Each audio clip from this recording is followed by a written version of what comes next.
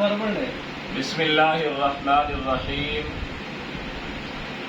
آج جمعیت علماء اسلام سٹی فاضل پور کی کور کمیٹی کا اجلاس ہوا،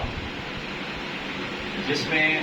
سٹی فاضل پور کے جنرل سیکرٹری حضرت مولانا مفتی محمد وسیم عثمانی صاحب اور حضرت مولانا خلیل الرحمان صاحب، بھائی حماد الدین صاحب، مفتی امداد اللہ صاحب، مفتی عادل حسین صاحب اور دیگر ساتھیوں نے شرکت کی۔ ہمارا آئندہ آنے والے بلدیاتی انتخابات کے بارے میں فیصلہ ہوا کہ جمعیت علماء اسلام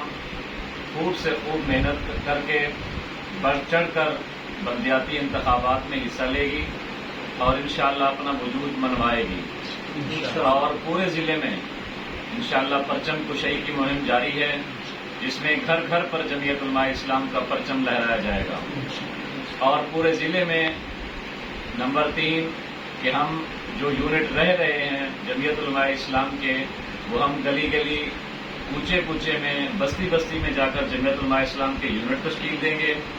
اور پھر انشاءاللہ یونٹ قائم کرنے کے بعد تمام یونٹوں کا ایک مشترکہ اجلاس بلا کر آئندہ کا لائحہ عمل کا اعلان کریں گے۔